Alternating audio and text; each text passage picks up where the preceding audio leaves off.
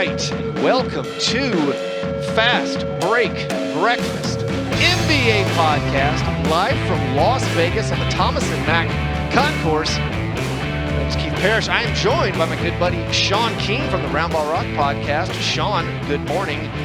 Welcome to Las Vegas. Thank you. Good morning, Keith. It's great to be here in Las Vegas, the littlest big city in the world, they say, right? Yeah, they do say that. As you know, as a frequent guest on the show, we start every episode talking about our breakfast. I heard you had a great breakfast on the way here. I had a fantastic breakfast. I was pulled over by the Las Vegas police. And there was a body in my truck. No, there was not. My license plates had been stolen, and you're supposed to have a license plate when you drive on the front and the back, is what I learned from the police today.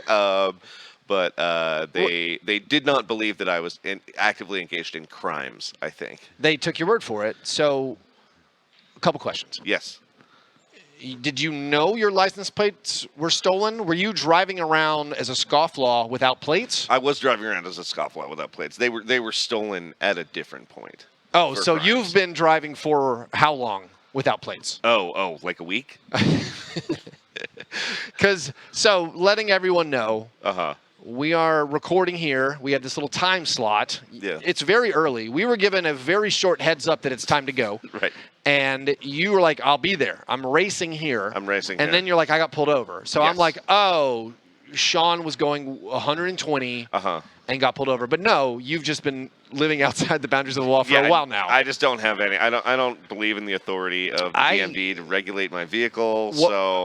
What I assumed happened was you got pulled over, and then you had to explain, and it was a surprise to you.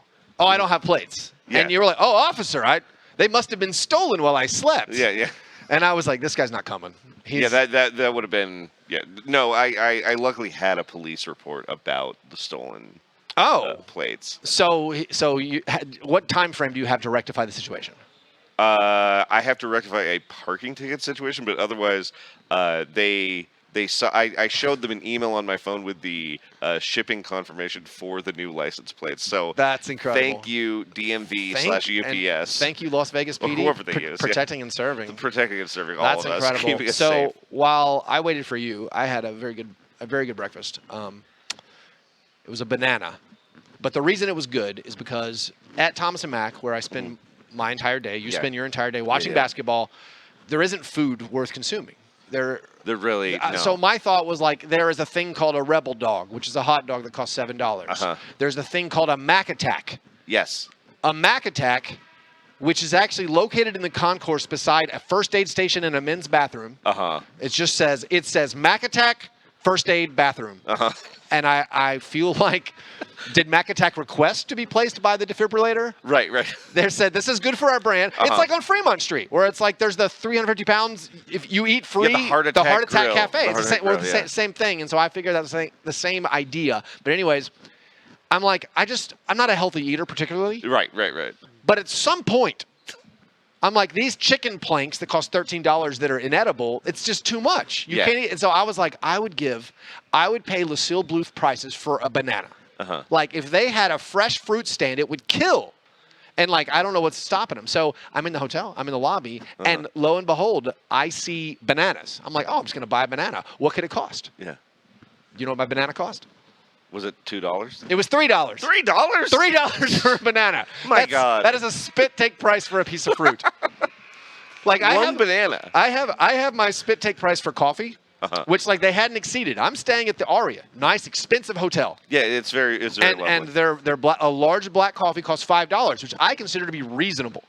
Yeah, at a hotel, that's reasonable. I think that's okay in the range. Yeah, but $3 for a banana. But like the day before, I bought 2 Cliff Bars, and I thought they said $16, and it was $6. I was like, 16. This is 6. That's not bad. Yeah. So after getting the 2 Cliff Bars for $6, I then thought maybe the banana would not be the same price. No, it was. $3. A banana costs the same amount as a Cliff Bar. It does. That seems insane, Keith. Well, speaking of time frames, yes. To replace your plates, we have a time frame to do this show. Yes. So we love talking about breakfast. I would rather talk about the cops and breakfast. But let's do a little bit of basketball. Do you have a steak and eggs best thing of something that you've seen so far at Summer League? Preferably basketball related. Okay, Okay, it is basketball related. I was very excited to see James Wiseman of the Golden State Warriors coming back.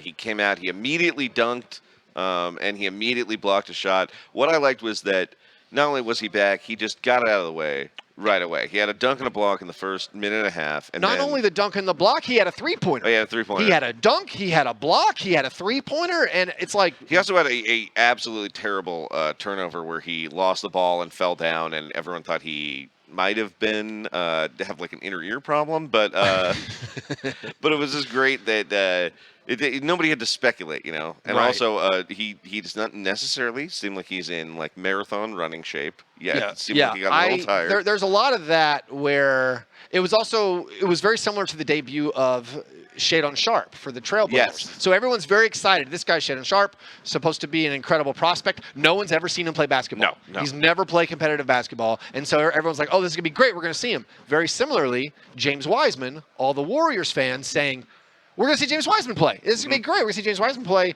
And he comes out. He delivers. He delivers those first 5 minutes. Yeah. And then, I assume, extremely exhausted from not having played basketball in so long. And it really fell off a cliff from there.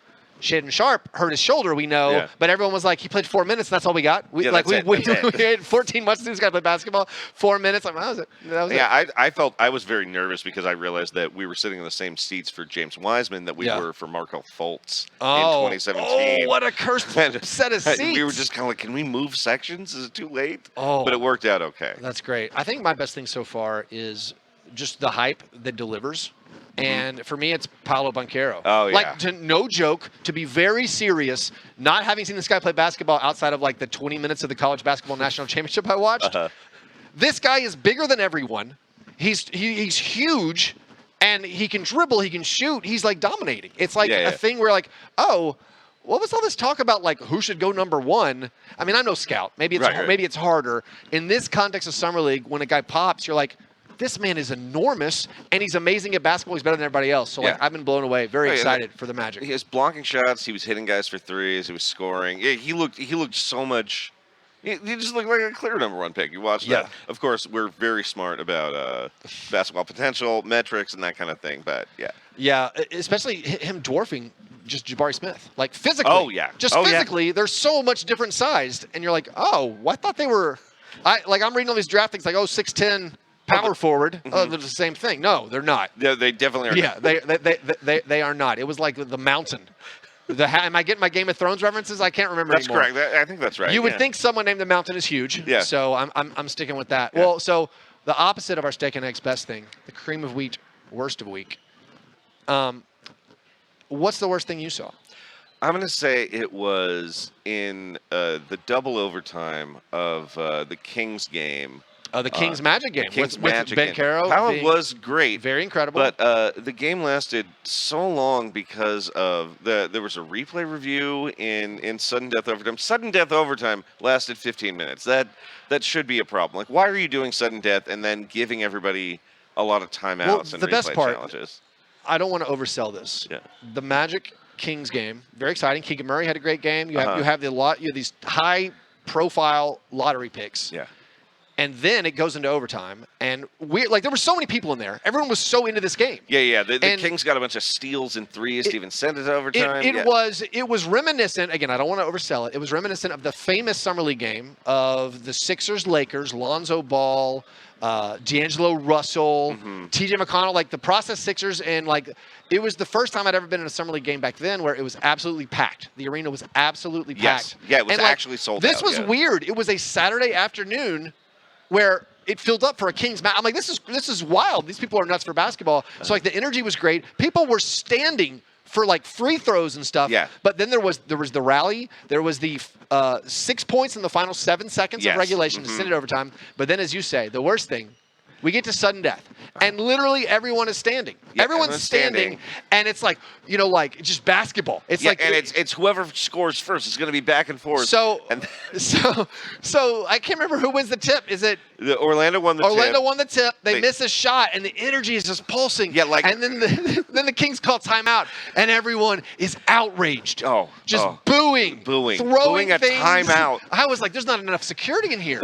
Like if they turn on the officials, if they turn on the referees, Like, what? They're not going to get out of here, and those guys have to ref more games today too. Also, there was the review. Yeah, the review, which ended up being, it saved a cool play, but by the end, it had been so long, and the God bless the PA announcer who was trying to just hype everybody up and just kept saying, it just doesn't get any better than this, and it was just getting worse and worse and worse. It was just the reviews. I mean, I think it reminds me when the PA announcer was trying to calm everybody down after the Zion earthquake. And that's obviously a much more serious situation. He's like, ladies and gentlemen, don't be concerned, stay in your seats.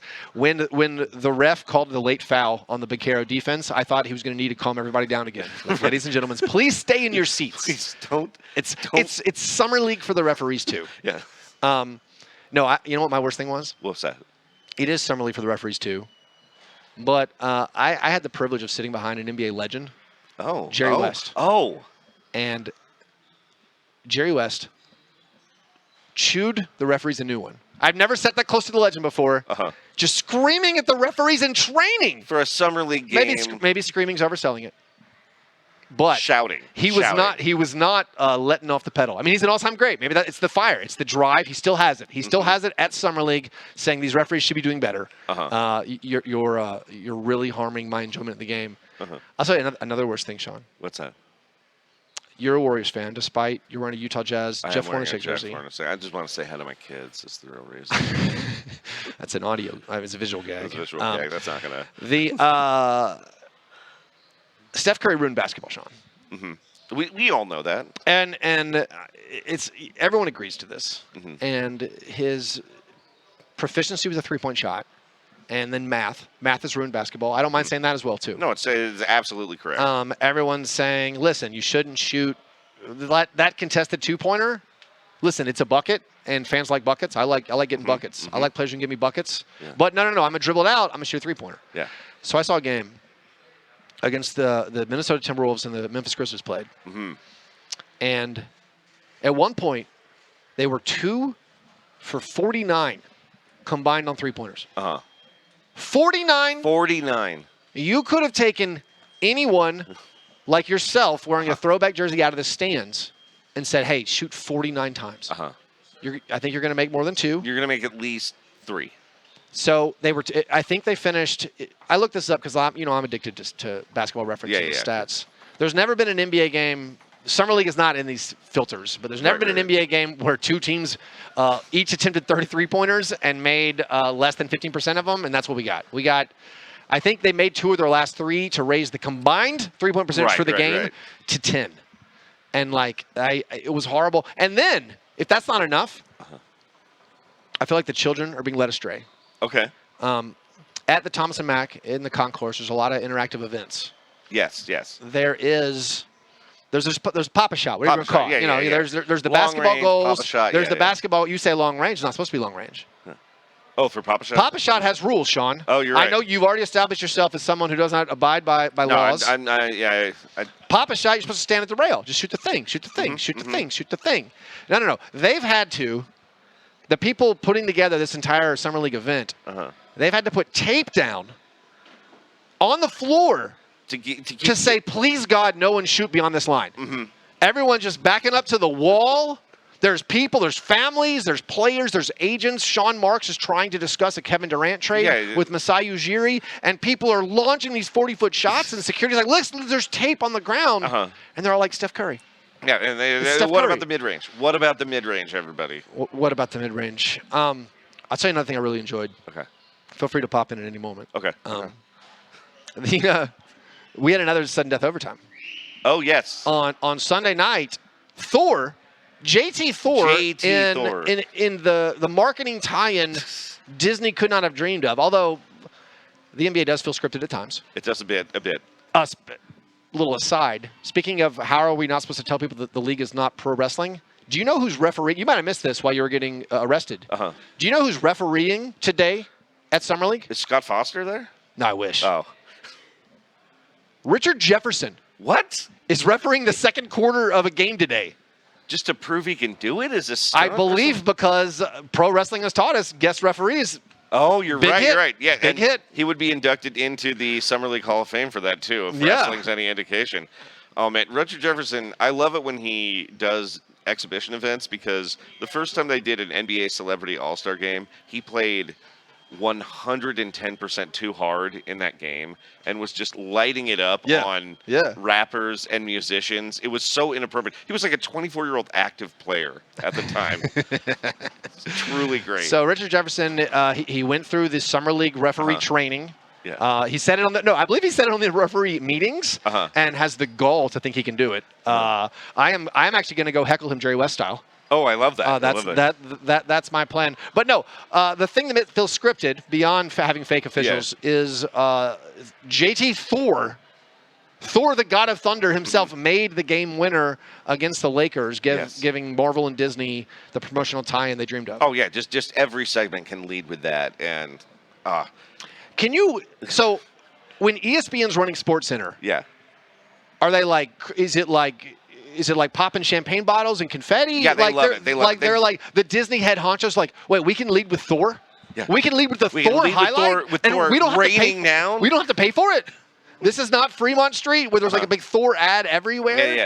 But they don't even have to separate the sides of the business. No. Like the marketing money can go right there. No. Oh my gosh. Well, that is why the Orlando Magic do have a backup guard named Jumanji this year. I didn't even know that. They're trying to get a sequel hyped up. That's incredible. Yeah. Also at that Lakers game, we'll close with this. Yeah.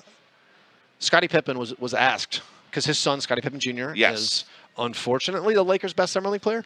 Yeah, he is. But Scottie Pippen was asked if he thought the NBA was harder today than it was when he played. And we're so accustomed to NBA players saying, oh, no. Like, no. Hard fouls, like whatever, I would score 80 points per game in today's game. I would do this and that. These like, oh, Steph Curry couldn't do this in our game. You know, we'd punch him in the kidney for shooting those shots. No, but he did say, Scottie Pippen said, the game today is harder. The players are in better shape. It's a faster pace. If you can't shoot, you can't play. And, you know, maybe part of that was him saying, maybe he's defending his son. It's like, Scott, it's hard.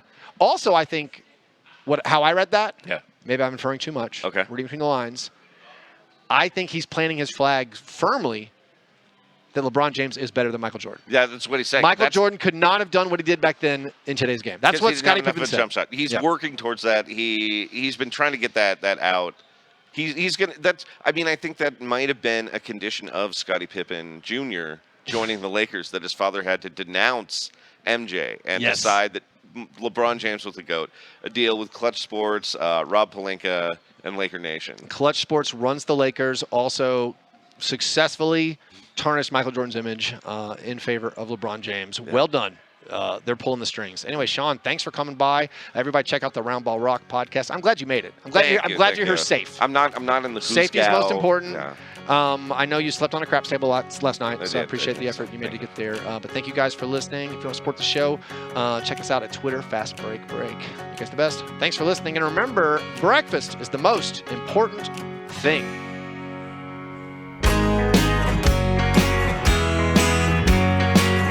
Yeah, never apologize for being G&G. Fastbreak Break, man. You understand?